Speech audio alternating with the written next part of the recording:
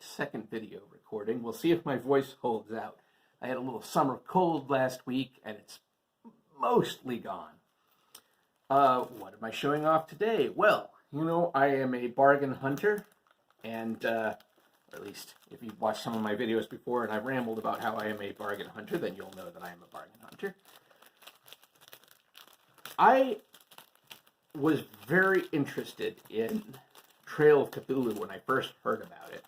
I have run a lot of Call of Cthulhu over the years, and particularly in my early days, I tried to just run it often as close to as written as I could with the rules. I think, maybe a lot of us when we're younger, and some of us when we're older, have this kind of idea that the rules are a perfected thing. I think maybe we assume that they have been super well play tested in multiple circumstances. The people writing them are experts. They know what they're talking about. They don't make mistakes. It's this idea, I think of it a lot as how people take religion as received wisdom. And that's why I feel like people venerate Gary Gygax and they look to what he said, even though if you look at what Gygax said in various interviews over his life, I don't particularly pay attention to Gygax because I'm not a D&D guy, but if you look at what he said, the things he said are contradictory. It's why received wisdom is kind of dumb, because people who say these things that people ascribe this almost divine aura to often say things that don't make sense together, because that's, human nature. And if you look at what I said 20 years ago and what I say today, it's not going to match up, because I'm not the person I was 20 years ago. I've had 20 years of life that have changed me, thus changed what I would say about things. So that's all a rambly way to say that I was really interested in checking out Trail of Cthulhu, because it broke a few things that seemingly in Call of Cthulhu that held back my games. And part of that was keeping the progression of the mystery, the progression of the story behind dice rolls. Somebody fails their spot hidden, they don't see that clue, they don't learn the next thing they need to find out. Now, I have talked to enough keepers over the years to know that most people threw that out fairly early and made sure that it didn't, not that the dice rolls don't matter, they do, but the dice rolls don't stop you from moving things along. A failed die roll searching for something doesn't mean you don't find the clue. It means finding the clue triggers a problem, or finding the clue takes longer than you would have liked, or what have you. Anyway, Trail of Cthulhu, though, part of its whole thing is this idea that you get the clue. If you say, I'm looking for something, you find it. There are other places where luck and problems come in, but not when it comes to searching for the clues that you need. When you search for the clue, if you say, I'm searching for it, you find it. And that's, I think, the biggest innovation that it has. And I think it's important. I think it's important to look at it. Did it require a whole new game? I don't think so. And I have now read three different games that use the Gumshoe engine. Trail of Cthulhu, Against the Unknown, I think is one that's called, one that I read, and the Paris book, which also has the rules in it, for the Yellow King role-playing game. And what I've come away after reading those three is, one, the Gumshoe engine itself at its core seems like a pretty good system.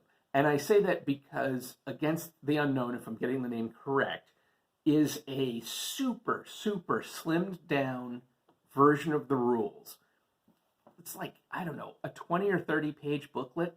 I don't even know if it's available anymore. I got it off Lulu. It was one of the first things I ever bought on there. I don't think it's available on there anymore. I don't even know if it's on drive-thru. but it was this really super trimmed down version. And I thought, and when I read it, I was like, oh, this system's really cool. I like this. But then I picked up Trail of Cthulhu, the impetus for me looking into the system in the first place, and I read through it. And as I was reading through it, I ended up with the same feeling I got with games like Powered by the Apocalypse games, like Dungeon World and other games in that thing, or reading Fate, particularly in Diaspora and Mindjammer, where it felt like they took this rules light concept of Gumshoe and then made it much clunkier than it had any need to be. That's all predicated, and you must understand, it's all predicated on the fact that I have not actually played, technically not quite true, I have very little experience with actually playing Gumshoe. I played a scenario of the Yellow King at a convention, game convention in 2019, and it seemed fine. It didn't wow me, but also it didn't turn me off either. So I don't know how it really plays at the table. I know some people really love it. I know like the Beit Al-Azif magazine does Call of Cthulhu and Trail of Cthulhu rules, and that there are people that write for the magazine, that have written for the magazine, that run in Trail of Cthulhu. So people obviously like it. And I've got no serious things one way or another, only to say that I don't know that a whole new rule system was needed to solve a problem that frankly can kind of be house ruled away fairly easily, and a problem that I think to a degree has been addressed in the 7th edition. I'd have to reread 7th edition to remind myself, but I feel like they addressed it in there and just said, don't keep the clues away from people because of a failed die roll. Anyway, what did I pick up? Wow, I took 7 minutes to rant there, and my apologies. I got, if you've watched my videos before, you already know. What I'm like. Trail of Cthulhu Out of the Woods by, let's see, I'm not even going to try to get those names, but I see Chris Spivey. Cool. I didn't even realize that. Did he write one for this? No. This is Out of the Woods. It's another set of Trail of Cthulhu scenarios.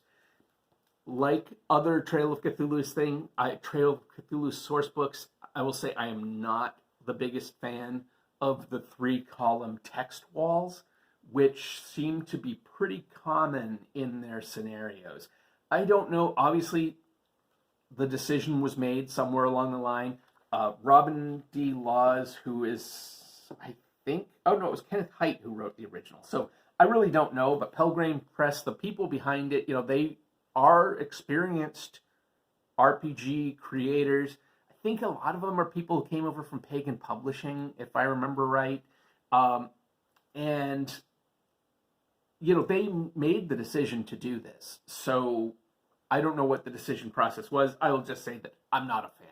I don't love the 3-column text wall thing. But I do like handouts. We've got our pre-gen characters. That's great. Scenarios should come with pre-gen characters. Let's see what these scenarios are. Does it even say? Oh, well, straight on the back. Midnight Sub Rosa, Diary of Ezekiel de Lepure. Sure. A colonial-era necromancer hanged for child murder in 1736 was stolen from the home of an emeritus professor in the eaves of a forest of white ash. What? Anyway, sorry. Can the investigators find the book before its thief becomes something beyond human? That felt like a real long run-on sentence. But anyway, the Silence Mill in a small village in Brittany, close to the Arthurian forest of, I'm not even going to try to pronounce that French word. A friend of the investigators stands accused of serial murder, cannibalism, and even lycanthropy. Can they find the truth, or will the truth find them? Dreaming of a better tomorrow for $30 a month.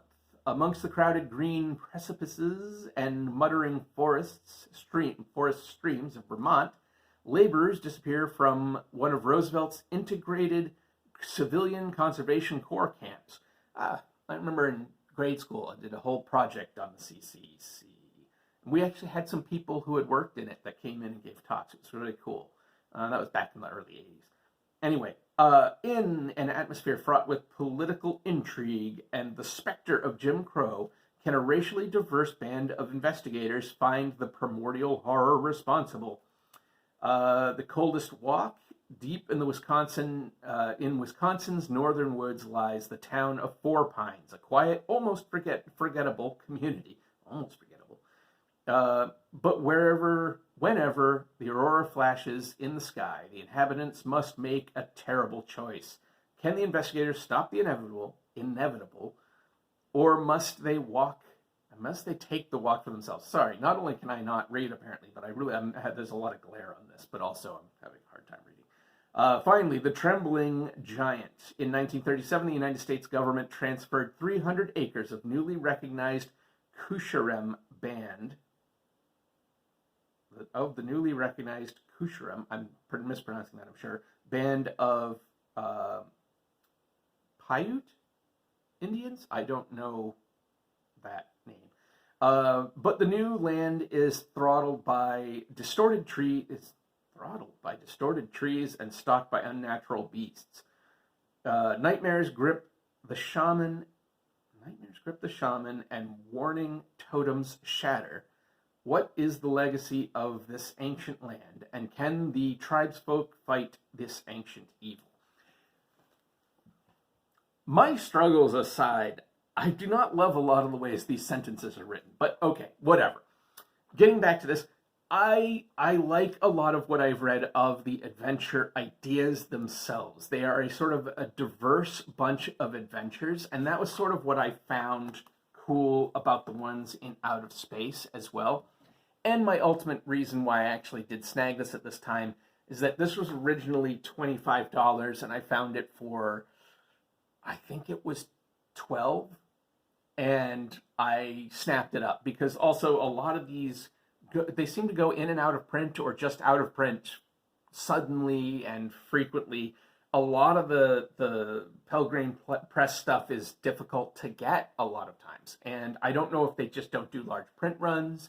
I don't know if they don't do reprints. Certainly game shops never seem to carry them. So, it's a frustrating thing with Pelgrane Press. I like some of the stuff they put out. I think they have some cool ideas. They get some cool writers. But they can be a little difficult to get a hold of. They're a touch expensive, probably because they're smaller press and small print runs. The quality of the book feels good. It's cool, but I'll admit, again, I don't like the 3-column, which I mentioned already, and I don't love the glossy paper. And I know that that's sort of become industry standard. Sure, I say I get it, but I don't really get it. It just seems to adds weight and cost and is not as easy to read as a matte paper would be. So anyway, and especially if you're not doing full color. That's the other thing is I think that it makes sense to a degree to do a glossy paper if you're doing full color. But if you're doing black and white, then just do matte paper. But that's my thought on it, and obviously that's not how the industry has gone. But this is now my collection for Trail of Cthulhu, Out of the Woods, Out of Space, Eternal Lies, and the Trail of Cthulhu basic game. I have this idea that maybe they've done or are doing a second edition of Trail of Cthulhu, but I could be full of crap. But as I mentioned before, Eternal Lies is one that I have heard so much positive about. So many people have said such good things about it. I snapped it up just as it was going out of print so I could still get it at a regular price and not at stupid collector prices. I don't know, maybe there are still copies out there you can get it at a decent price, but I know I was already seeing them going for just stupid prices, and I was able to snap up a copy. This looks really cool. It sounds really cool. I haven't read it. And part of the reason I haven't read it is every time I'm like, oh, I'm kind of in the mood to read through a Call of Cthulhu campaign to see if I might run one at some point, I open it up and I just see 3 columns, walls of text, and I don't want to read it. So we'll see. That was a long video to just take a look at Out of the Woods. But you know me, I will get off topic and rant about who knows what. That does mean, however, that my tea is finally at a temperature I want to drink it at. Perfect. As I mentioned in the previous video, that is The Secret Garden, a lavender tea. A nice mellow tea for an afternoon, because I don't want to have to stay up way too late because I'm jacked up on caffeine. Anyway, that's it for me for now, and actually I think that's the last video I need to record right now, and I have no particular videos in mind set in my future, so I really don't know what I'm going to do next, and we'll see if maybe there's a break in output. I don't know. Take care.